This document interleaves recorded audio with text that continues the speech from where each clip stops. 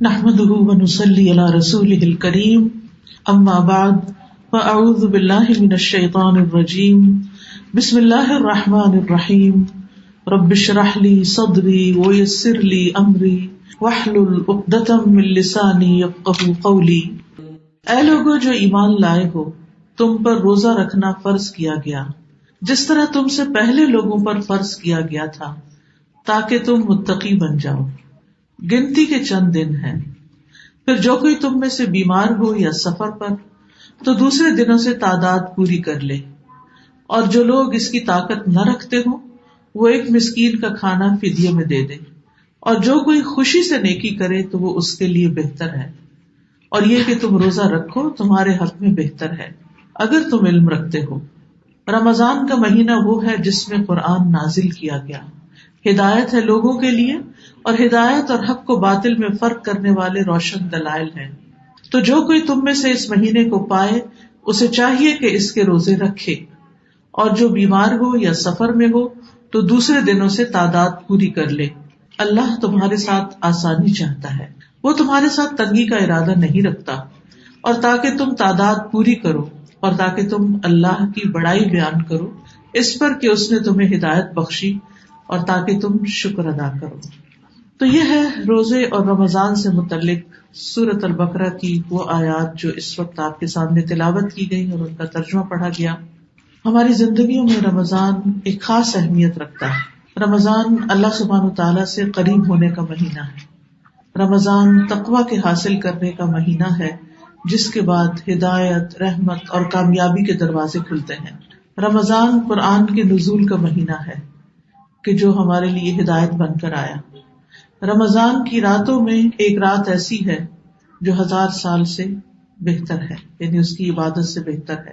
تو اس مہینے کی خیر و برکت کو پانے کے لیے نہایت ضروری ہے کہ ہم اس کا استقبال بہترین طریقے سے کریں اور اس کے لیے تیاری کریں، کیونکہ کسی بھی اہم کام کے لیے انسان پہلے تیاری کرتا ہے۔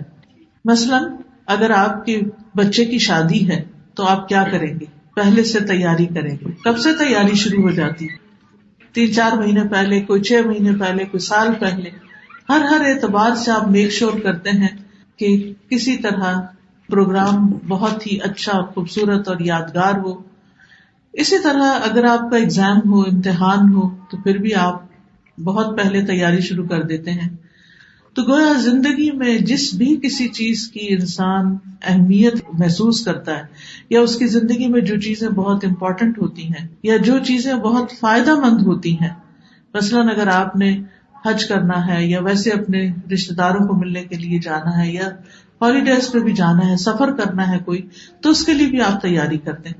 یہ تو بڑے بڑے اوکیزن ہیں، لیکن چھوٹے چھوٹے کاموں کے لیے، مثلاً آپ نے کھانا پکانا ہے تو اس کے لیے بھی آپ کیا کرتے ہیں؟ تیاری کرتے ہیں۔ اسے آپ نے لانڈری کرنی ہے تو آپ تیاری کرتے ہیں۔ آپ نے کام پہ جانا ہے، آپ اس کے لیے تیار ہوتے ہیں۔ تو کوئی بھی کام جو تیاری کے ساتھ کیا جاتا ہے وہ بہترین طریقے سے ہوتا ہے، اور جس چیز کے لیے تیاری نہ کی جائے اور اچانک انسان اس میں داخل ہو جائے تو پھر اس میں پوری طرح سنبھل نہیں پاتا اور اس سے بھرپور فائدہ نہیں اٹھا سکتا، یا پھر یہ کہ اس کا نتیجہ درست طور پر نہیں نکلتا۔ تو رمضان چونکہ ہماری زندگیوں میں ایک بہت اہم حصہ ہے، اس لیے ہمارے لیے بہت ضروری ہے کہ ہم پہلے سے اس کی تیاری کریں۔ اور آج اس موقع پر جبکہ رمضان کو تقریباً پورا 1 ماہ باقی ہے، تو آج سے ہی اگر ہم تیاری شروع کر دیں تو انشاءاللہ ہماری زندگیوں میں یہ رمضان ایک بہت یادگار رمضان ہو سکتا ہے انشاءاللہ۔ تو رمضان کی تیاری ایمان کے ساتھ کرنے کی ضرورت ہے، یعنی رمضان سے فائدہ اٹھانے کے لیے ایمان کی تجدید کی ضرورت ہے، کیونکہ ایمان کی وجہ سے ہی روزے کا ثواب ملتا ہے، ایمان کی وجہ سے ہی قیام کا ثواب ملتا ہے، ایمان کی وجہ سے ہی جو شب قدر ہے اس میں قیام کا ثواب ملتا ہے۔ ابو ہریرہ رضی اللہ عنہ سے روایت ہے کہ رسول اللہ صلی اللہ علیہ وسلم نے فرمایا، جس شخص نے ایمان اور ثواب کی نیت کے ساتھ رمضان کے روزے رکھے اس کے پچھلے تمام گناہ بخش دیے جائیں گے۔ اسی طرح آپ نے فرمایا، من قام لیلۃ القدر ایمانا واحتسابا غفر له ما تقدم من ذنبه، جس نے ایمان اور احتساب کے ساتھ یعنی ثواب کی نیت سے ليلۃ القدر میں قیام کیا اس کے بھی پچھلے گناہ معاف کر دیے جائیں گے. تو رمضان کی تیاری کے لیے ایمان والوں کا ایمان بڑھتا ہے اور ایمان بڑھانے کی کوشش کرتے ہیں. ابن عباس کہتے ہیں کہ ایک دن میں رسول اللہ صلی اللہ علیہ وسلم کے پیچھے سوار تھا تو آپ نے فرمایا اے چھوٹے لڑکے میں تمہیں چند کلمات سکھا رہا ہوں جن کے ذریعے اللہ تمہیں فائدہ دے گا. وہ یہ کہ تم اللہ کے احکام کی حفاظت کرو اللہ تمہاری حفاظت کرے گا. تم اللہ کی حفاظت کرو یعنی اس کے احکام کی, تم اسے اپنے سامنے پاؤ گے. تم اسے خوشحالی میں یاد رکھو وہ تکلیف کے وقت تمہیں یاد رکھے گا. تو خوشحالی کے دن کیا ہے؟ جیسے صحت ہے, عافیت ہے, کھانا پینا ہے, جو بھی ہم روزمرہ کے کام اپنے کر رہے ہیں, تو یہ ہمارا آسانی کا وقت ہے. جبکہ رمضان میں کچھ مشکل ہو جاتی ہے, خاص طور پر اگر رمضان گرمیوں میں ہو, جب روزے بہت لمبے ہوں, جب بہت گھنٹے تک انسان نہ پانی پیے نہ کھانا کھائے, اور پھر جب راتیں چھوٹی ہوں اور ان کے باوجود قیام کرے, تو ہم میں سے ہر ایک کا کچھ نہ کچھ کنسرن ضرور ہے. اور کنسرن اس اعتبار سے نہیں کہ یہ مشکل کیوں آ رہی ہے, لیکن یہ ضرور ہے کہ یا اللہ ہم اس کو آسان طریقے سے نبھا سکیں, اس کا حق ادا کر سکیں. تو اس کے لیے ضروری ہے کہ ہم ان دنوں میں تیاری کریں تاکہ رمضان ہمارا آسان ہو جائے. اور ایمان کے رمضان میں اپنے نفس کے اندر ہمیں ایمان کی تجدید کرنی ہے, تاکہ پھر ایمان کے ساتھ روزے رکھیں گے اور صرف اللہ سبحانہ وتعالیٰ ہی کے لیے, تو پھر انشاءاللہ رمضان بہترین طریقے سے گزرے گا. اگر ہم یہ نہیں کریں تو یہ نہیں ہو سکتا کہ رمضان میں اچانک ہمارے معاملات درست ہو جائیں. یعنی ایک دن پہلے تک ہم اپنی جاب, اپنے کام, اپنی دنیا میں بھاگ رہے ہیں, دوڑ رہے ہیں, اور جس دن رمضان شروع ہو تو اس دن ہم صبح سحری کے وقت اٹھ کے بیٹھ جائیں کہ کیا کھائیں کیا کریں. اس وقت سحری بند ہو رہی ہے اور اس کے لیے کوئی تیاری نہ ہو ہماری اور کوئی نیت کی تجدید نہ ہو, تو وہ پھر روزہ بہت مشکل ہو جائے گا اور روح کے ساتھ روزہ نہیں ہوگا, بلکہ صرف ایک بوجھ سمجھ کر اور ایک مشینی عمل جیسے ہوتا ہے کہ بس ٹھیک ہے کچھ کھا لیا, دن بھوکے گزار لیا, پھر افطار کر لیا, پھر ایک روٹین میں نماز پڑھ لی. تو نہیں, ہمیں اس کے لیے پورے شعور کی ضرورت ہے, یعنی کہ شعوری طور پر اس کو ایکسپٹ کرنے کی ضرورت ہے. تو اس کے لیے چونکہ ایمان کے ساتھ ہمیں رمضان گزارنا ہے, تو ایمان کیا ہے اس کی حقیقت پہ تھوڑا سا غور کر لیتے ہیں تاکہ پھر رمضان کی حقیقت بھی ہماری سمجھ میں آ جائے. ایمان جو ہے وہ تصدیق اور اقرار کا نام ہے کہ اللہ سبحانہ تعالیٰ نے جو کچھ ہمیں بتایا ہے اس کو ہم سچا مانتے ہیں اور اس کا ہم اقرار بھی کرتے ہیں. یعنی دل میں عقیدہ رکھنا, زبان سے اقرار کرنا اور اعضاء کے ساتھ عمل کرنا. تو ایمان کا تعلق دل سے بھی ہے, زبان سے بھی ہے اور ہمارے اعضاء سے بھی ہے. رسول اللہ صلی اللہ علیہ وسلم نے فرمایا ایمان کی 70 یا 60 سے اوپر کچھ شاخیں ہیں, اور ان میں سے سب سے افضل شاخ لا الہ الا اللہ کا اقرار ہے, اور سب سے ادنا کیا ہے, کسی اذیت والی چیز کو راستے سے ہٹا دینا, اور حیا بھی ایمان کی شاخ ہے. یعنی جتنے بھی روزمرہ زندگی میں ہم کام کاج کرتے رہتے ہیں یہ سارے الٹیمیٹلی جا کر ایمان کے ساتھ جڑ جاتے ہیں, یہ ایمان کا حصہ ہے, ایمان کی برانچز ہیں. اسی لیے ایک کتاب لکھی گئی ہے شعب الایمان, ایمان کی برانچز, ایمان کی شاخیں. یعنی ایمان ایک چیز ہے اگر تو اس سے کیا کچھ نکلتا ہے, کتنے پھل پھول اس سے نکلتے ہیں اور کتنے فائدے حاصل ہوتے ہیں. تو اگر ہمارا ایمان درست ہو, ہمارا بیج درست ہو, تو درخت بھی درست ہوگا اور اس کی برانچز بھی ہری بھری ہوں گی اور اس کے اوپر جو پھل پھول آئیں گے وہ بھی بہترین ہوں گے. لیکن اگر ایمان کمزور ہے, بیج ناقص ہے, تو پھر اس سے پھوٹنے والے جو درخت ہیں وہ بھی اس خوبصورتی کے ساتھ سامنے نہیں آئیں گے. تو پھر ضروری ہے کہ ہم اپنے دلوں کا بھی جائزہ لیں, اپنی گفتگو کا جائزہ لیں, اور ہم عملی طور پر دیکھیں کہ ہم کیا کر رہے ہیں. ہم دیکھتے ہیں کہ نبی صلی اللہ علیہ وسلم رمضان کی تیاری کس طرح کرتے تھے کہ شعبان کا تقریباً پورا مہینہ ہی روزے رکھے رہتے تھے تاکہ شعبان میں عادت ہو جائے اور رمضان میں پھر بہترین طریقے سے روزے رکھ سکے. اب دیکھیں کہ ہم چونکہ رمضان میں شروع کرتے ہیں تو by the time Ramzan and ہونے لگتا ہے تو ہمارے روزے آسان ہو جاتے ہیں. اس وقت یوں لگتا ہے کہ جیسے اب روزے نہ ہی ختم ہو, رمضان نہ ہی ختم ہو. تو اس لیے اگر کسی کے قضا روزے رہتے ہیں تو وہ شعبان میں پورے کر لیں, اور کم از کم پہلی 15 دنوں کے اندر. حضرت عائشہ کہتی ہیں کہ وہ اپنے قضا روزے جو تھے وہ رمضان سے پہلے شعبان میں ہی پورے کیا کرتی تھی. تو یہ بھی ایک عملی تیاری جو ہے وہ رمضان کی اس طریقے پر ہوتی ہے, کیونکہ ایمان کا تقاضا یہ ہے کہ ہمارے اوپر جتنے بھی فرائض عائد ہوتے ہیں وہ ہم ادا کرنے والے ہوں. اور پھر یہ ہے کہ ایمان کی جو حالت ہوتی ہے وہ ایک نہیں ہوتی، ایمان گھٹتا بھی ہے، بڑھتا بھی ہے. اور خاص طور پر قرآن کی تلاوت سے اور قرآن کے ساتھ شغف رکھنے سے ایمان بڑھتا ہے. کل کسی نے مجھ سے سوال کیا کہ آپ تو کہتی ہیں کہ میں بہت سنت کی پیروی کرتی ہوں، تو آپ شعبان میں ہی کیوں دورہ قرآن شروع کر دیتی ہیں، یعنی اس سے پہلے ہی کیوں؟ تو اس کا جواب یہی ہے کہ قرآن پڑھنے سے ایمان بڑھتا ہے. تو جب ہم رمضان سے کچھ دن پہلے قرآن پڑھنا شروع کر دیتے ہیں تو ہمارے اندر اتنا ایمان بڑھ چکا ہوتا ہے کہ جب ہم رمضان میں داخل ہوتے ہیں تو وہ داخلہ بھی آسان ہوتا ہے اور پہلے سے ایک ٹیمپو بننا شروع ہو جاتا ہے، جس کی وجہ سے ہم پھر رمضان میں قرآن کی تراویحیں بھی انجوائے کرتے ہیں اور رمضان میں مزید قرآن پڑھنے کا شوق بھی ہمارے اندر پیدا ہو جاتا ہے. تو چونکہ قرآن پڑھنے سے دلوں میں سکینت نازل ہوتی ہے، ایمان بڑھتا ہے، اور ایک ایک سورت جو ہے اس کا اپنا ہی ایک اثر ہوتا ہے. آج کل میں 28ویں پارے کا تدبر پڑھا رہی ہوں اور میں دیکھتی ہوں کہ ہر سورت مجھے ایک نیا سبق دے جاتی ہے. حالانکہ یہ کئی دفعہ پڑھا چکی ہوں، لیکن قرآن مجید کے عجائبات کبھی بھی ختم نہیں ہوتے. اور جو جو ہماری زندگی گزرتی جاتی ہے ہمارے تجربات اور مشاہدات میں اضافہ ہوتا چلا جاتا ہے. جب ہم چھوٹے ہوتے ہیں تو ہمارا علم بھی محدود ہوتا ہے اور ہماری لائف کے ایکسپیرینس جو ہوتے ہیں وہ بھی بڑے لمیٹڈ ہوتے ہیں. تو اس میں ایک خاص حد تک قرآن سمجھ آتا ہے. تو جو آپ بڑے ہوتے ہیں آپ کی فکریں، غم، پریشانیاں، دنیا کے حالات اور یہ ساری چیزیں آپ کو گھیر لیتی ہیں اور یہ چیزیں آپ کے اوپر حاوی ہونے لگتی ہیں. تو خواہ آپ نے اپنے بچپن میں قرآن پڑھا ہی ہو یا اپنی جوانی میں پڑھا ہو، تو جو آپ کی عمر زیادہ ہوتی جاتی ہے، آپ کے تجربات اور مشاہدات وسیع ہوتے ہیں، تو قرآن کے سمجھنے کا اسکوپ بھی بڑھ جاتا ہے اور اس کو آپ اور بہتر طریقے سے اپنی زندگی سے ریلیٹ کر سکتے ہیں اور اس طرح آپ کے ایمان میں اور اضافہ ہوتا ہے. پھر اسی طرح یہ ہے کہ ایمان کے مختلف درجے ہیں اور اس میں کمزور ایمان بھی ہوتا ہے اور قوی ایمان بھی ہوتا ہے. لیکن یہ یاد رکھیے کہ رسول اللہ صلی اللہ علیہ وسلم نے فرمایا تھا، المؤمن القوی خیر واحب الی اللہ من المؤمن الضعیف وفی کل خیر.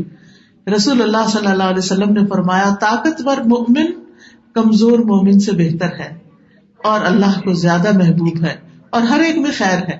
یعنی جس کے اندر بھی ایمان ہے اس کے اندر خیر ہے، اللہ تعالیٰ اس کو خیر والا ہی کہہ رہے ہیں. لیکن یہ ہے کہ جس کا ایمان جتنا زیادہ مضبوط ہوگا، جتنا قوی ہوگا، جتنا بڑھے گا، اتنا ہی زیادہ وہ اللہ کے قریب ہوگا اور اللہ تعالیٰ کا محبوب ہوگا. یہاں قوی مومن سے مراد وہ نہیں کہ جو ہر روز جم جاتا ہو اور اپنے جسمانی طاقت بڑھا رہا ہو. یہاں مراد ایمانی طاقت میں اضافہ ہے، یعنی جس کا ایمان زیادہ ہوگا وہ اللہ تعالیٰ کو زیادہ محبوب ہوگا. اور چونکہ دنیا کے کام کاج ہمیں گھیرے رکھتے ہیں تو ہماری ایمانی حالت بھی کچھ کمزور ہونے لگتی ہے اور اوپر نیچے دل ہوتا رہتا ہے، الٹ پلٹ ہوتا رہتا ہے.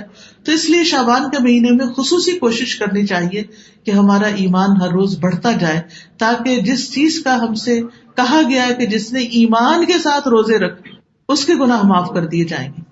تو ہمیں اپنے ایمان میں اضافہ کرنا ہے تاکہ ہم ڈرے ہوئے نہیں، کمزوری کے ساتھ نہیں کہ ہائے کیسے روزے رکھیں گے، اور پھر روزہ رکھ کے بھی ہر ایک سے کمپلینٹ، اور جیسے ہم ہر وقت حالات حاضرہ پہ تبصرہ کرتے رہتے ہیں اور اپنی غموں اور دکھوں کی داستانیں ہر وقت ادھر ادھر بیان کرتے رہتے ہیں. تو اسی طرح پھر اگر اللہ کی طرف سے فرض کی ہوئی ایک عبادت سے ہمیں کچھ تھوڑی بہت تکلیف پہنچ رہی ہے تو اس کو ایمان کی قوت ہی کم کر سکتی ہے. یعنی جب آپ کے اندر قوت ہوتی ہے، جیسے ایک جوان انسان ہوتا ہے تو وہ کسی بھی کام کو مشکل نہیں سمجھتا، وہ کہتے ہیں یہ کہ تو میرے بائیں ہاتھ کا کھیل ہے، یہ تو میرے لیے بہت آسان ہے، وہ بھاگ دوڑ کے سارے کام کر لیتا ہے. لیکن ایک بوڑھا شخص یا ایک بیمار شخص، اس کو اپنے لیے پانی کا ایک گلاس اٹھانا بھی مشکل لگتا ہے. کیوں؟ کمزوری کی وجہ سے. تو جب ہمارا ایمان بڑا ہوتا ہے تو پھر ہمارے لیے عبادات کرنا کچھ مشکل نہیں ہوتا، بلکہ ہم اس کو خوب انجوائے کرتے ہیں. اور بائیں ہاتھ کا کھیل لگتا ہے، کم نیند میں بھی، کم کھا کر بھی، دنیا کے کم کام کر کے بھی ہم بہت اچھا محسوس کرتے ہیں، خوش محسوس کرتے ہیں. پھر یہ ہے کہ ایمان جو ہے وہ پرانا بھی ہوتا ہے، اور خاص طور پر 11 مہینے میں ہم پر کافی میل چڑھ چکی ہوتی ہے، جس کے لیے اللہ کا یہ کرم ہے اور فضل ہے کہ اس نے رمضان کا مہینہ رکھا کہ پھر ایک تھارو کلینزنگ ہوتی ہے. تو رسول اللہ صلی اللہ علیہ وسلم نے فرمایا یقیناً ایمان تمہارے پیٹوں میں اس طرح پرانا ہو جاتا ہے جس طرح کپڑا پرانا ہو جاتا ہے، گھس جاتے ہیں نا کپڑے پہن پہن کے. سو تم اللہ سے سوال کیا کرو کہ وہ تمہارے دلوں میں ایمان کی تجدید کرتا رہے. تو ہم سب کو یہ دعا کرنی چاہیے کہ یا اللہ تو ہمارے ایمان کو نیا کر دے اور ہمیں رمضان سے ایسا فائدہ اٹھانے کی توفیق دے کہ ہم قوی مومن بن جائیں جو اللہ کے محبوب ہوتے ہیں. اور ویسے بھی یاد رکھیے کہ ایمان جو ہے یہ سب سے افضل عمل ہے. افضل العمل ایمان باللہ، کہ افضل عمل کیا ہے؟ اللہ پر ایمان لانا. اور ایمان صرف اللہ کے پسندیدہ لوگوں کو ہی نصیب ہوتا ہے. رسول اللہ صلی اللہ علیہ وسلم نے فرمایا یقیناً اللہ نے تمہارے درمیان اخلاق کو اسی طرح تقسیم کیا ہے جیسے تمہارا رزق تقسیم کیا ہے. کسی کا رزق کم ہے، کسی کا رزق زیادہ ہے. اور اللہ جسے پسند کرتا ہے اسے بھی دنیا دیتا ہے اور جسے ناپسند کرتا ہے اسے بھی دنیا دیتا ہے، لیکن ایمان صرف اس کو عطا کرتا ہے جس کو وہ پسند کرتا ہے. لہذا ایمان کی قوت اسی کو نصیب ہوگی جو اللہ کا پسندیدہ ہوگا. اور پھر اللہ کا پسندیدہ بننے کے لیے انسان کو اللہ کی پسند کے کام بھی کرنے چاہیے اور اللہ تعالیٰ کی نافرمانی سے بچنا چاہیے. قرآن مجید میں سورۃ الحجرات میں آتا ہے وَلَٰكِنَّ اللَّهَ حَبَّبَ إِلَيْكُمُ الْإِيمَانَ وَزَيَّنَهُ فِي قُلُوبِكُمْ، لیکن اللہ نے تمہارے لیے ایمان کو محبوب بنا دیا اور اسے تمہارے دلوں میں مزین کر دیا، اور اس نے کفر اور گناہ اور نافرمانی کو تمہارے لیے ناپسندیدہ بنا دیا. یہی لوگ ہدایت والے، یعنی جن کے نزدیک ایمان محبوب ہے وہ الگ ہیں، اور جو کفر اور گناہ اور نافرمانی میں پڑے ہوئے ہیں پھر وہ ایمان سے یا تو محروم ہے کفر کی وجہ سے یا پھر نافرمانی کی وجہ سے ایمان کا لیول بہت ہی لو ہے. آپ دیکھیے کہ جب ہماری شوگر کا لیول لو ہوتا ہے یا ہمارے اندر منرلز لو ہو جاتے ہیں یا کیلشیم لو ہو جاتی ہے تو ہم کسی کام کے قابل نہیں رہتے. اسی طرح جب ایمان لو ہو جاتا ہے تو پھر ہم نیکی کرنے کے قابل نہیں رہتے. اس لیے بہت ضروری ہے کہ ہم اپنے نفس پر جبر کر کے اللہ کی اطاعت کے ہی کام کریں، کیونکہ پھر ایک نیکی اور نیکی کو راہ دیتی ہے، ایک نیکی دوسری نیکی کو کھینچ لاتی ہے، اور اس طرح انسان نیکیوں میں آگے بڑھتا چلا جاتا ہے. اور یہ بھی یاد رکھیے کہ ایمان کے ساتھ انسان کے نیک اعمال قبول ہوتے ہیں، اور اللہ تعالیٰ قرآن مجید میں ایمان والوں کو ہی عقل والا قرار دیتا ہے، اور ایمان کی وجہ سے ہی انسان کے لیے نجات ہے، اور جنت میں ایمان والے ہی داخل ہوں گے اور ان کے درجات بھی ایمان کے مطابق ہی ہوں گے. تو ایمان سے جو فائدے حاصل ہوتے ہیں انسان کو، نمبر 1 ہدایت حاصل ہوتی ہے، نمبر 2 روشنی ملتی ہے، یعنی غموں سے نجات. غم جو ہے وہ اندھیرا ہوتے ہیں، اور جو ایمان بڑھتا ہے، ایمان کی قوت زیادہ ہوتی ہے تو انسان کے اندر ایک نور پیدا ہونے لگتا ہے، اور اس نور کی روشنی میں انسان دنیا کے معاملات کو دیکھتا ہے، مختلف واقعات کی توجیح کرتا ہے.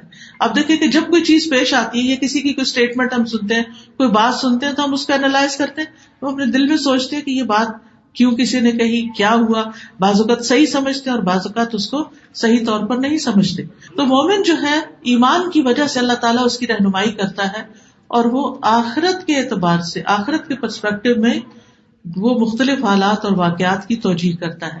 پھر اسی طرح دنیا کی زندگی بھی خوشگوار ہوتی.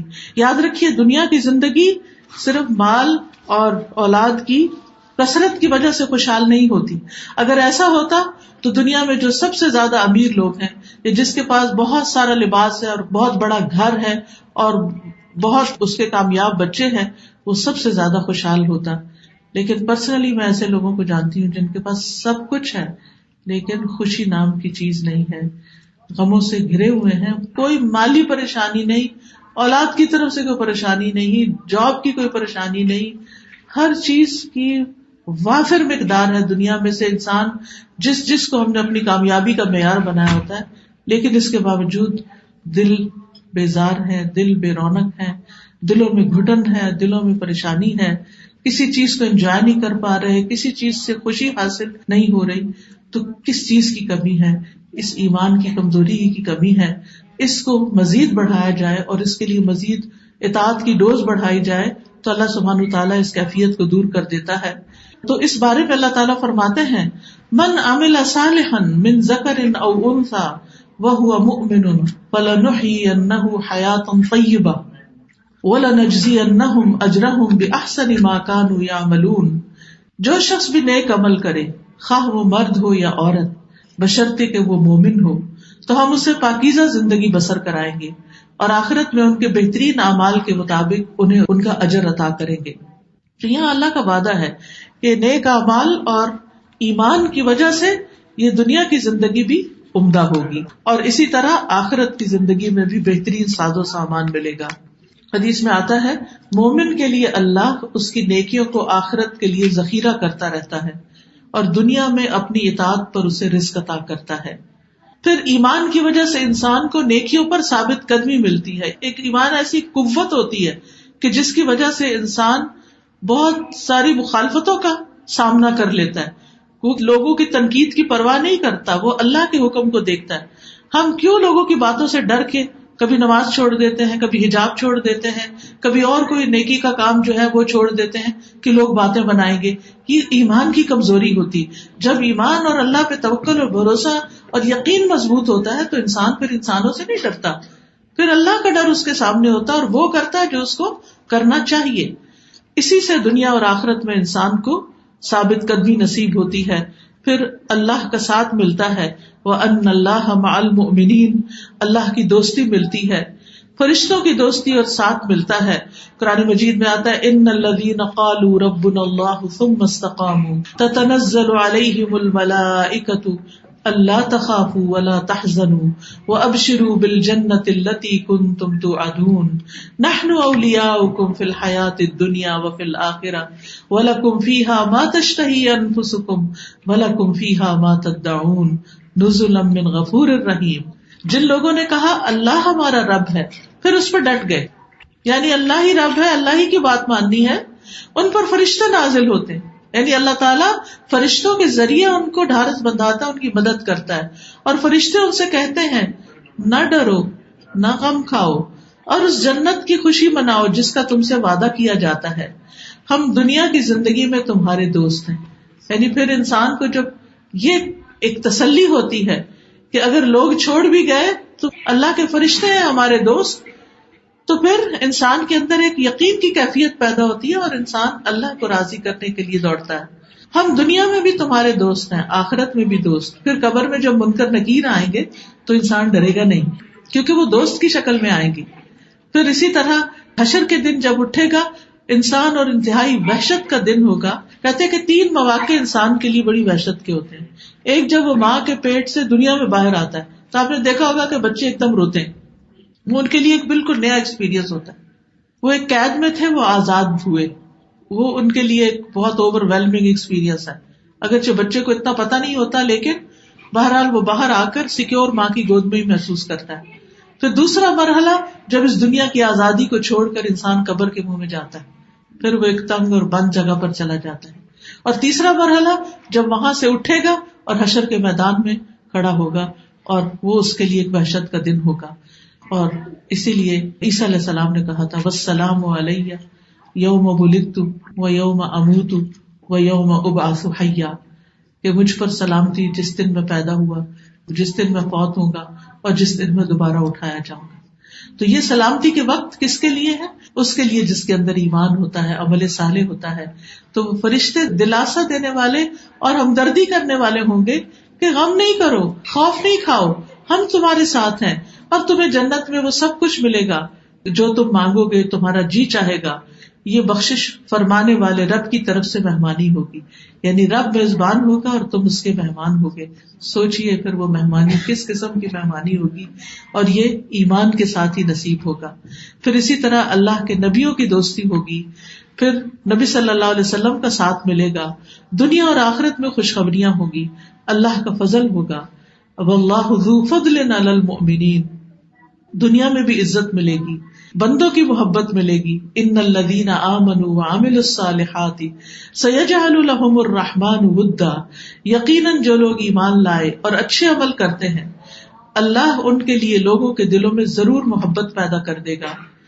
غموں سے نجات ملے گی، ایمان کی بدولت مصائب سے نجات ملے گی، شیاطین سے حفاظت ملتی ہے ایمان کی بدولت.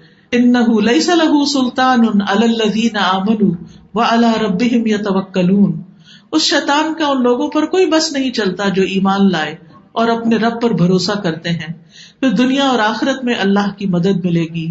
وَكَانَ حَقًّا عَلَيْنَا نَصْرُ الْمُؤْمِنِينَ، ایمان والوں کو اللہ کافی ہو جاتا ہے۔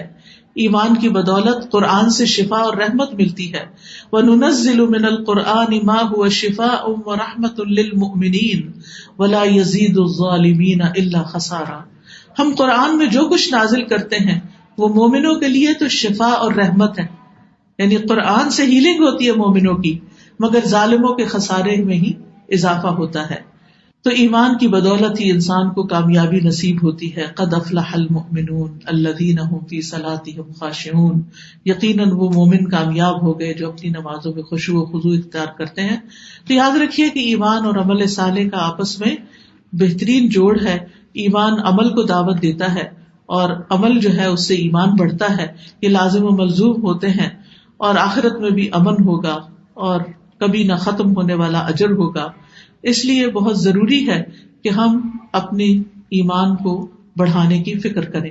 تو سب سے پہلی چیز یہ ہے کہ ہم اپنے ایمان کا جائزہ لیں کہ ہم کہاں پر ہیں۔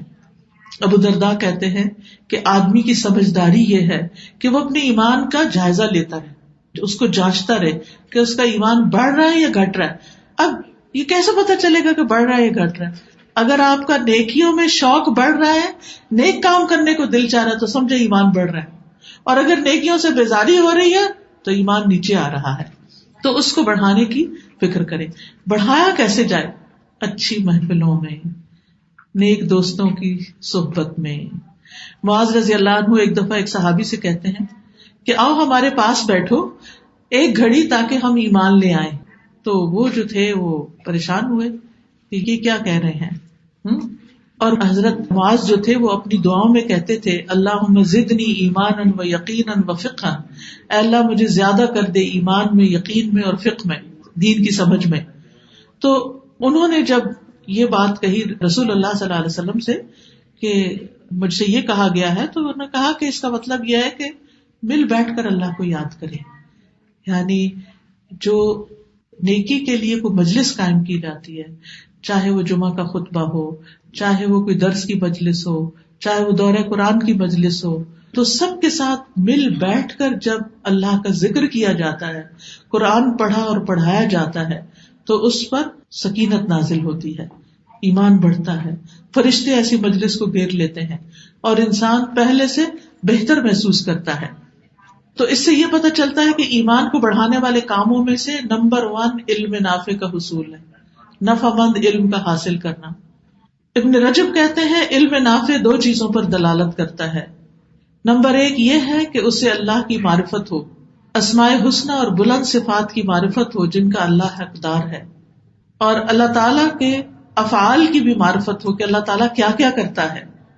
دوسرے، عقائد اور ظاہری اور باطنی اقوال اور افعال میں ایسی چیزوں کو معلوم کیا جائے جسے اللہ پسند کرتا ہے اور جس سے وہ راضی ہوتا ہے، اور ان چیزوں کو بھی جانا جائے کہ اللہ تعالیٰ کو کیا پسند نہیں اور کن چیزوں سے اللہ ناراض ہوتا ہے۔ یعنی ہم یہ تو کہتے ہیں کہ اللہ ہمیں اپنی پسند کے کام کرنے کی توفیق دے، لیکن کیا ہمیں پتہ ہے کہ کون کون سے کام ہیں جو اللہ کی پسند کے ہیں؟ یہ صرف چند ایک مخصوص کام ہم نے پسند کے سمجھ رکھے ہیں اور باقیوں سے ہمارا واسطہ نہیں، ہمیں نیکی کے کاموں کو جاننا ہے اور برے کاموں کے بارے میں بھی جاننا ہے تاکہ ہم ان کو چھوڑ سکیں۔ تو علم اور ایمان کا چولی دامن کا ساتھ ہے۔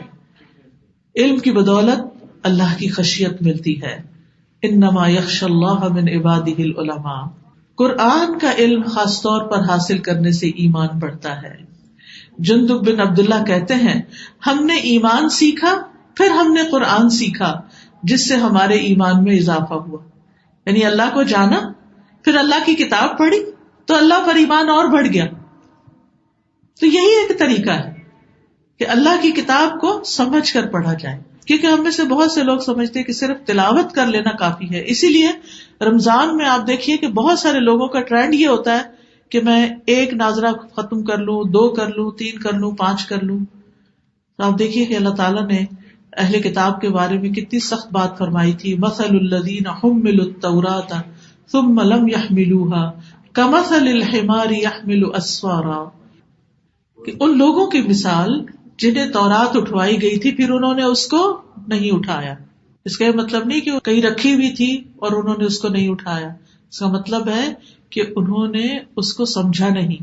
ان کی مثال دی گئی کہ جیسے گدھا ہوتا ہے تو گدھے کو نہیں پتا ہوتا اس کے اوپر کیا لدا ہوا ہے, اس کی قیمت کیا ہے, اس کے اندر کیا ہے, وہ صرف اس کو اپنے اوپر بوجھ اٹھائے ہوئے. تو یہ ایسے لوگوں کی مثال دی گئی ہے کہ جو علم کا بوجھ اٹھائے ہوئے ہوں صرف لفظی طور پر, معنی کا نہ پتا ہو ان کو سمجھ نہ ہو.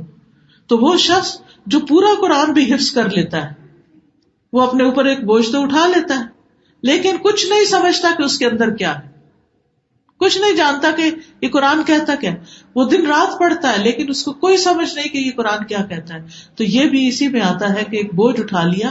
تو اسی لیے علماء کہتے ہیں کہ اگر کوئی شخص قرآن کا حافظ بھی ہو لیکن اس کو سمجھتا نہ ہو, اس پر عمل نہ کرتا ہو, اس کے تقاضے پورے نہ کرتا ہو, تو وہ حامل قرآن نہیں ہو سکتا.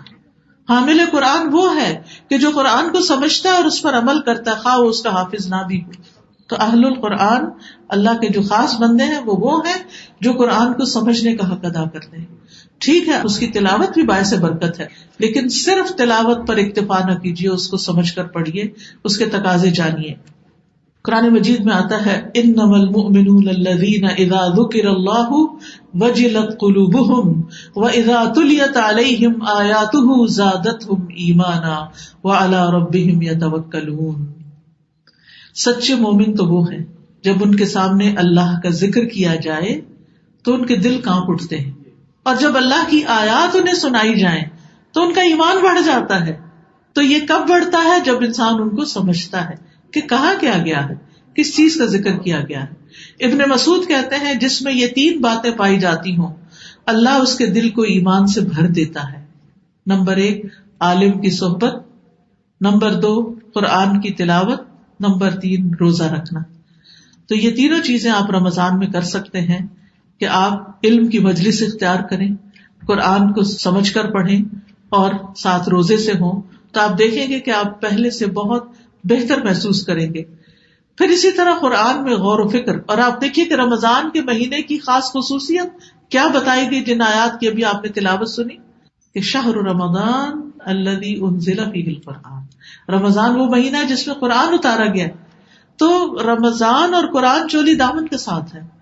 رمضان میں جس طرح قرآن سمجھ آتا ہے وہ عام مہینوں میں اس طرح غور و فکر نہیں ہو پاتا. اللہ نے اس مہینے کو چنا تھا اس کو نازل کرنے کے لیے اور لوگوں کی ہدایت کے لیے. تو اس لیے بہت ضروری ہے کہ خاص طور پر اس مہینے میں اس کو سمجھ کر پڑھا جائے. ابن قیم کہتے ہیں ایک آیت غور و فکر سے پڑھ لینا پورے قرآن کو بغیر غور و فکر سے پڑھنے سے بہتر ہے اور دل کے لیے زیادہ مفید ہے اور ایمان کے حصول اور قرآن کی لذت کے ذوق کو حاصل کرنے کا باعث ہے. انہوں نے یہ بھی کہا قرآن کا تدبر, اس پر لمبا غور و فکر کرنا, اس کی آیات کے معنی پر اپنی فکر کو جمع کر لینا, اس سے بڑھ کر کوئی چیز انسان کے لیے دنیا اور آخرت کے فائدے اور نجات سے قریب کرنے والی نہیں. دنیا کے بھی بے شمار فائدے ہیں اس میں کہ انسان کو زندگی کے مختلف جھمیلے جو ہوتے ہیں, جو مختلف مسائل پیش آتے ہیں, لوگوں کے ساتھ جو ڈیلنگ ہوتی ہے, جو ریلیشن شپ کی پرابلمز ہوتی ہیں, وہ ساری کی ساری اس سے حل ہوتی ہیں. انسان کو بہترین رہنمائی دیتا ہے یہ قرآن. تو قرآن سے بڑھ کر کوئی ایسی چیز نہیں کہ جس سے انسان اللہ کی طرف رجوع کر سکے اور اللہ سے قریب ہو سکے اور اللہ کی محبت کو پا سکے. اسی طرح کائنات کی نشانیوں پر غور و فکر کرنا یہ بھی ایمان کو بڑھاتا ہے. یعنی انسان کی حیرت گم ہو جاتی ہے جب انسان کسی درخت پر لگے پھل کو دیکھتا ہے کہ کتنی چھوٹی سی جگہ کے ساتھ وہ کنیکٹڈ ہوتا ہے بڑا سا پھل. اگر آپ نے کبھی کسی اورنج کو یا کسی ایپل کو لٹکتے ہوئے دیکھا ہو, ایپل کی ڈنڈی ساتھ ہی کبھی کبھی آ جاتی ہے نا جب آپ فارم سے لیتے ہیں, تو آپ دیکھیے کہ کتنے چھوٹی سی جگہ نے اس اتنے بڑے پھل کو اپنے ساتھ تھام کے رکھا ہوا ہوتا ہے, اور کس طرح پوری غذا اس کے ذریعے اس کو پہنچ رہی ہوتی ہے, جو جڑوں سے لیتا ہے یا اوپر سے لیتا ہے. تو ایک ایک نشانی قابل غور ہوتی ہے, اور انسان اس کا ٹیکسچر دیکھ کے, اس کی خوشبو, اس کا ذائقہ, اس کا رنگ, اس کی شکل, یہ سب کچھ دیکھ کے حیران ہو جاتا ہے. اور پھر خاص طور پر یہاں پر آپ دیکھیں کہ کینیڈا میں کتنا ویزیبل ہوتے ہیں سارے سیزنز, ونٹر بھی, سمر بھی, پھر اسپرنگ بھی اور پھر فال بھی، کس طرح سارے پتے چلے جاتے ہیں اور پھر کس طرح اسپرنگ میں دوبارہ نکلنا شروع ہو جاتے ہیں. بیچ کا پیریڈ جو ہوتا ہے بالکل ہر چیز خالی ہو جاتی. تو اس سے پتہ چلتا ہے نا کوئی ہے جو یہ کر رہا ہے، خود بخود تھوڑی ہو رہا ہے.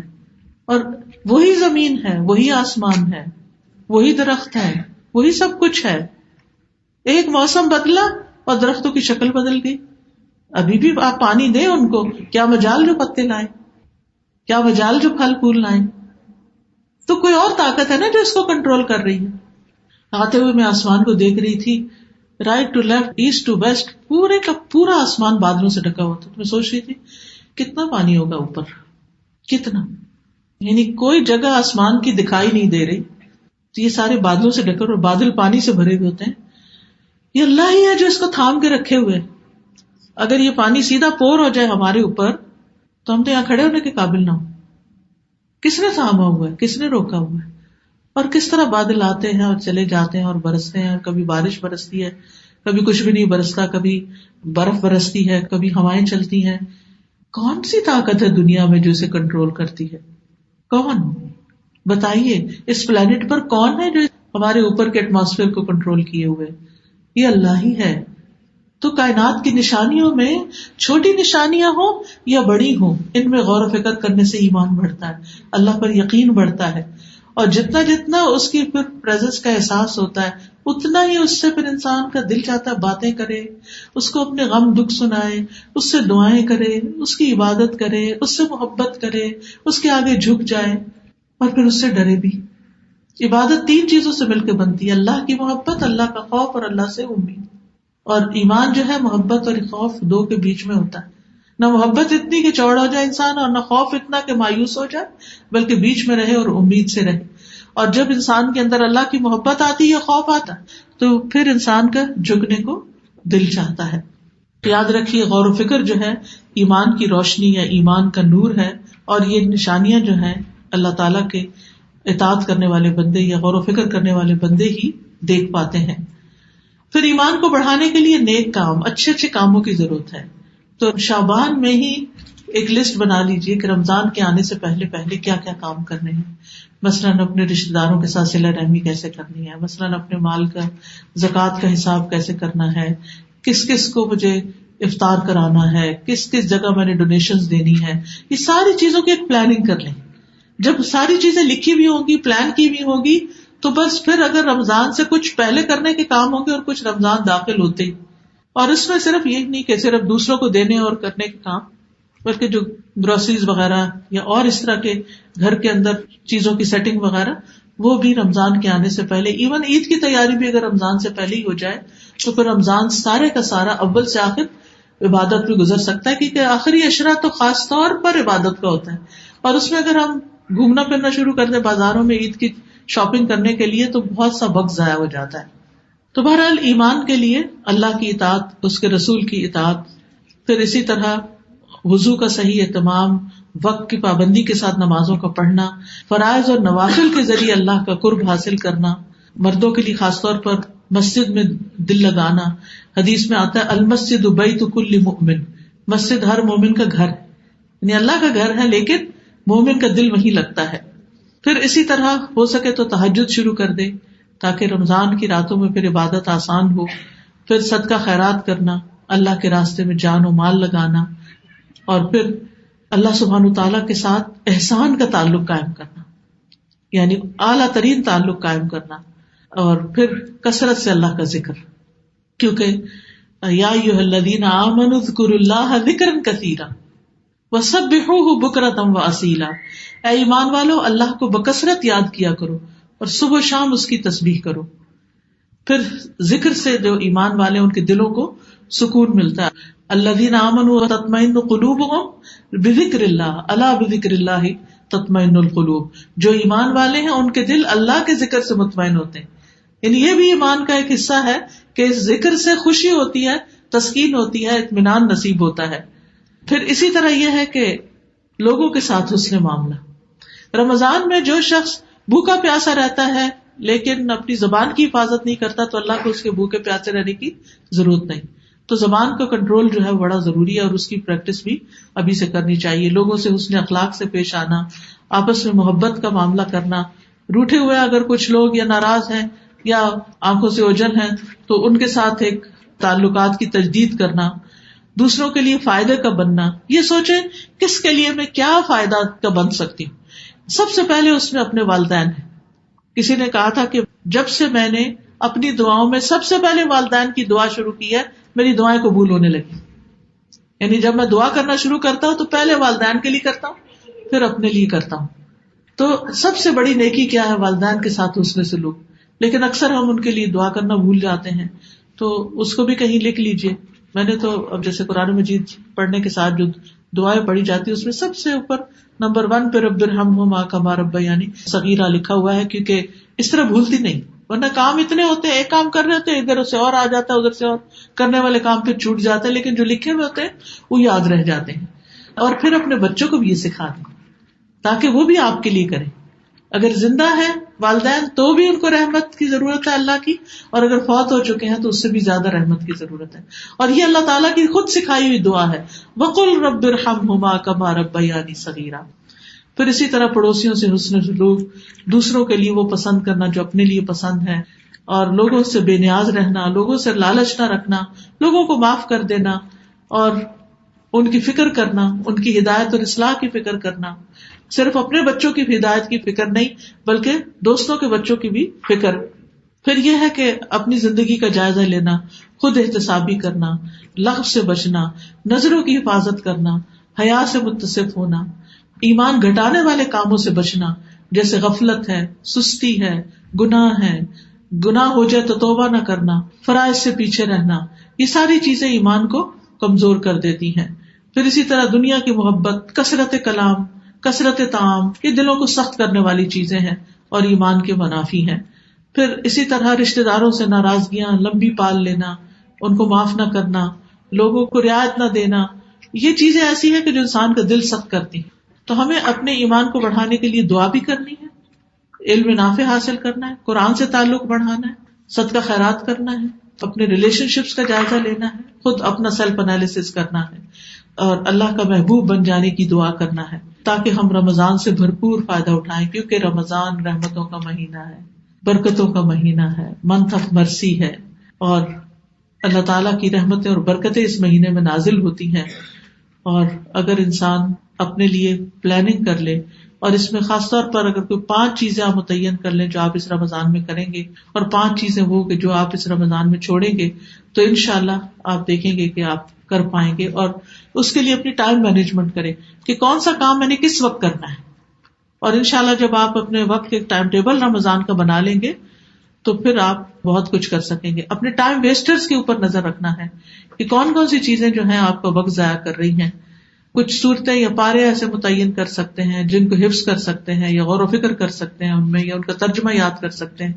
بلکہ میں تو چاہوں گی کہ اگر آپ لفظی ترجمے والے سپاروں سے تلاوت روز کی کریں تو اس سے کیا ہوگا کہ جہاں جہاں کوئی لفظ سمجھ نہیں آتا، خصوصاً جو لوگ قرآن پڑھ چکے ہیں، تو وہ ان کی ریویژن بھی ہو جائے گی ترجمے کی، کہ لفظ جو بھول گئے ہیں وہ یاد آ جائیں. تو رمضان میں ہمیں اپنی نمازوں کی، یعنی جو ہم نے ٹارگٹ سیٹ کرنے ہیں ان میں یہ کہ میں نے رمضان کی ساری نمازیں اول وقت میں پڑھنی انشاءاللہ تعالی، اور خشوع و خضوع کے ساتھ پڑھنی ہے، اور اس میں اللہ کا قرب محسوس کرنا ہے. روزانہ 12 سنتیں پڑھنے کا اہتمام کرنا ہے، کیونکہ بہت سارے لوگ سنتیں چھوڑ دیتے ہیں، صرف فرض پڑھنے پر اکتفا کرتے ہیں. رسول اللہ صلی اللہ علیہ وسلم نے فرمایا جو شخص ہمیشہ 12 رکعت پڑھے، یعنی کبھی کبھار، من صابر علی اثنتي عشر رکعۃ، اللہ اس کے لیے جنت میں گھر بنائے گا. ظہر سے قبل 4، ظہر کے بعد 2، مغرب کے بعد 2، عشاء کے بعد 2، فجر سے پہلے 2. پھر چاشت کی نماز کا اہتمام، صلاۃ الضحیٰ یا صلاۃ الاوابین کا. پھر قیام اللیل کی عادت، تھکاوٹ کے باوجود رات کو قیام کرنا، اور خصوصاً آخری عشرے میں گھر والوں کو بھی جگانا، اور اس کی بھی پہلے سے پلاننگ، اگر چھٹی لینی ہے یا کچھ اور کاموں کو ڈیلیگیٹ ادھر ادھر کرنا ہے تاکہ آپ عبادت کے لیے وقت نکال سکیں. اسی طرح صدقہ کرنے کے لیے آپ ٹارگٹ سیٹ کر لیں کہ رمضان میں اگر روز صدقہ کرنا ہے، کیونکہ حضرت عمر نے کہا کہ مجھے بتایا گیا کہ اعمال آپس میں فخر کرتے ہیں، صدقہ کہتا ہے میں تم سب سے افضل ہوں. اور اس میں آپ دیکھیے کہ سورۃ المنافقون میں آتا ہے نا کہ رب لولا اخرتنی الی اجل قریب فاصدق واکن من الصالحین، اللہ تھوڑا سا ٹائم مجھے اور مل جاتا تو میں صدقہ کرتا. یعنی اگر قبر سے کسی کو اٹھا کر پوچھا جائے کہ کیا کام کرنا چاہو گے تو وہ چاہے گا وہ جو مال میں دنیا میں چھوڑ کے آیا تھا نا وہ سارا ہی میں دے دوں، وہ تو لوگوں نے اپنی دنیا کے لیے استعمال کر لیا. دیکھیں نا جب ہم اپنا کوئی پراپرٹی یا اپنا کوئی گولڈ یا کچھ بھی چھوڑ کے جاتے ہیں تو لوگ اپنی زینت بنا لیتے ہیں، لوگ اس سے فائدہ اٹھاتے ہیں چاہے ہمارے بچے ہی کیوں نہیں ہوتے. لیکن ہمیں اپنی آخرت بنانے کے لیے کچھ نہ کچھ اس میں سے اپنے ہاتھوں سے دے کر جانا ہے، کیونکہ مرنے کے بعد بہت ریگریٹس ہوں گی. کیونکہ صدقہ جو ہے وہ آگ کو بجھاتا ہے، اللہ تعالیٰ کے غضب کو بھی ٹھنڈا کرتا ہے اور آگ کو بجھاتا ہے، قبر کی آگ بجھانے کا سبب ہے. رسول اللہ صلی اللہ علیہ وسلم نے فرمایا صدقہ تو صدقہ کرنے والوں کی قبروں سے حرارت کو بجھاتا ہے. تو اگر ہم چاہتے ہیں ہماری قبریں ٹھنڈی ہوں تو صدقہ کرنے کی ضرورت ہے. حدیث میں آتا ہے آپ صلی اللہ علیہ وسلم کعب بن عجرہ سے فرما رہے تھے، اے کعب صدقہ گناہوں کو اس طرح مٹاتا ہے جیسے پانی آگ کو مٹاتا ہے.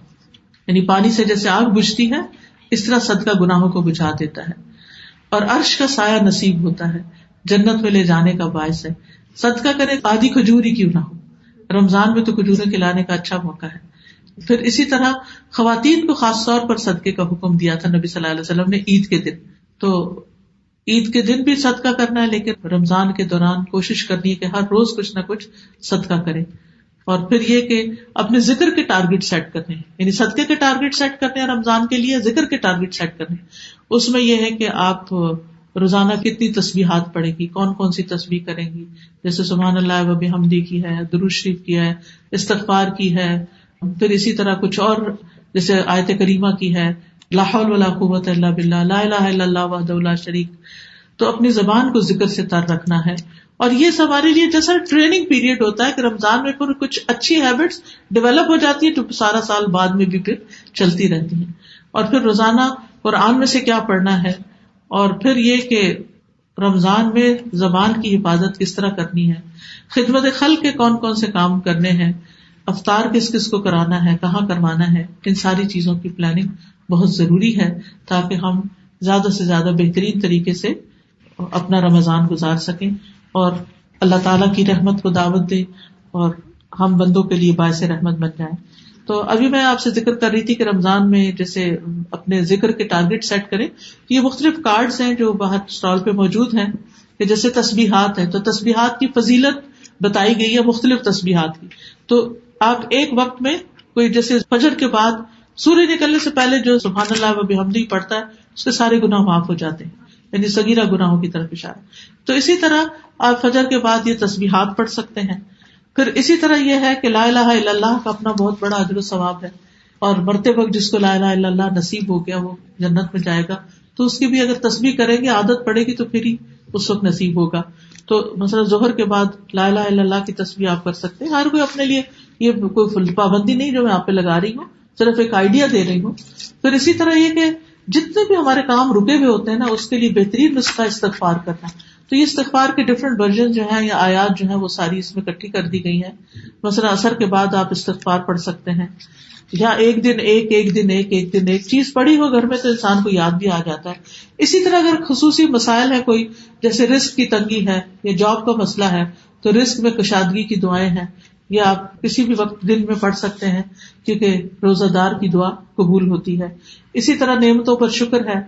پھر اسی طرح اگر آپ کسی بیماری کا شکار ہیں تو ہیلنگ کی دعائیں ہیں. اور یہ ہیلنگ کی دعائیں بیسیکلی UK میں سے ہمیں ایک کسی نے جو ہاسپٹل میں والنٹیئر کرتی تھی، انہوں نے بڑی تعداد میں یہ ہم سے تیار کروائی کہ وہ سارے مریضوں کو وہاں دینا چاہتی تھی، اور انہوں نے مسلم نان مسلم سب کو ڈسٹریبیوٹ کی. تو یہ چونکہ انگلش ٹرانسلیشن کے ساتھ ہے، تو اگر آپ میں سے بھی کوئی یہ کام کرتا ہو تو مریضوں کو آپ یہ دے سکتے ہیں. پھر اسی طرح نظر اور تکلیف کی دعا ہے. پھر وضو کے بعد کی دعائیں ہیں کہ جو اس کو پڑھتا ہے وضو کرنے کے بعد جنت کے 8 دروازے اس کے لیے کھل جاتے ہیں. پھر نماز کے بعد کے مسنون اذکار ہیں. آیات شفا کا چھوٹا ورژن بھی ہے. استخارہ کے بارے میں کنفیوژن رہتی ہے، اس پہ بھی کارڈ ہے. پھر پروٹیکشن حفاظت کی دعائیں ہیں اپنے لیے، بچوں کے لیے. پھر میت کی بخشش کی دعائیں ہیں جو ہم اپنے والدین کے لیے یا اپنے پیاروں کے لیے جو دنیا سے جا چکے ہیں ان کے لیے کر سکتے ہیں. تو یہ چند چیزیں آپ کی خدمت میں پیش کرنی تھی. آخر دعوانا الحمد للہ رب العالمین. سبحان اللہ والحمد للہ ولا الہ الا اللہ واللہ اکبر ولا حول ولا قوة الا باللہ العلی العظیم. اللہم صلی علی محمد وعلی آل محمد کما صلیت علی ابراہیم وعلی آل ابراہیم انک حمید مجید. اللہم بارک علی محمد وعلی آل محمد کما بارکت علی ابراہیم وعلی آل ابراہیم انک حمید مجید. ربنا آتنا فی الدنیا حسنۃ وفی الآخرۃ حسنۃ وقنا عذاب النار. ربنا لا تزغ قلوبنا بعد إذ هديتنا وهب لنا من لدنك رحمة إنك أنت الوهاب. ربنا هب لنا من أزواجنا وذرياتنا قرة أعين واجعلنا للمتقين إماما. ربنا لا تؤاخذنا إن نسينا أو أخطأنا. ربنا ولا تحمل علينا إصرا كما حملته على الذين من قبلنا. ربنا ولا تحملنا ما لا طاقة لنا به واعف عنا واغفر لنا وارحمنا أنت مولانا فانصرنا على القوم الكافرين. اللهم إنا نسألك من الخير كله عاجله وآجله ما علمنا منه وما لم نعلم ونعوذ بك من الشر كله عاجله وآجله ما علمنا منه وما لم نعلم. لا الہ الا انت سبحانک انی کنت من الظالمین. یا رب العالمین، جو کچھ ہم نے پڑھا ہے، سیکھا ہے، یا اللہ اسے قبول کر لے اور ہمیں اس پر عمل کی توفیق عطا فرما. کوئی اس میں غلطی ہو گئی ہو تو معاف کر کے ہماری اصلاح فرما دے. یا اللہ جتنی بہنیں آئی ہیں ان کا آنا قبول فرما اور ان کو اس کی بہترین جزائے خیر عطا فرما. اس کی برکت سے ان کی زندگیوں کی مشکلات آسان فرما. یا اللہ ہم سب کو ایمان میں اضافہ عطا فرما. یا اللہ ہمارے ایمان، یقین، فقہ میں اضافہ کر دے. یا اللہ تو ہمارے علم نافع میں اضافہ فرما دے. اللہ ہمارا یہ رمضان پچھلے تمام رمضانوں سے بہت اچھا گزرے. ہمارے لیے روزے رکھنا، قیام کرنا، نیکی کے کام کرنا آسان فرما دینا. یا رب العالمین اس جگہ پر بھی اپنی خیر و برکت نازل فرما. جو لوگ یہاں کا انتظام کرتے ہیں یا اللہ ان کو بھی اپنی رحمتوں سے ڈھانک لے اور انہیں اس کی بہترین جزائے خیر عطا فرما.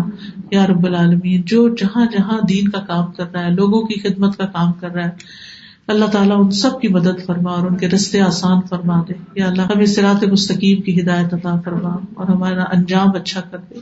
رب ارحمہما کما ربیانی صغیرا. رب ارحمہما کما ربیانی صغیرا. رب ارحمہما کما ربیانی صغیرا. اللہ ہماری اولادوں کو بھی ہدایت عطا فرما، انہیں دین پر قائم رکھنا، انہیں دین پر استقامت عطا فرمانا. یا اللہ وہ یہاں کے معاشرے کے لیے بھی بہترین ثابت ہوں اور اپنی آخرت بھی ان کی بہترین ہو. یا اللہ انہیں بہترین مسلمان بنانا. ربنا تقبل منا. یا اللہ سارے بیماروں کو صحت دے. یا اللہ اس مجلس میں جو کوئی شخص ایسا ہے جس کے دل میں کوئی غم، دکھ، پریشانی ہے، اس کی پریشانی دور فرما دے. ربنا تقبل منا انك انت السميع العليم وتب علينا انك انت التواب الرحيم. وصلى الله تعالى على خير خلقه محمد وعلى آله واصحابه واهل بيته اجمعين برحمتك يا ارحم الراحمين. الہی آمین.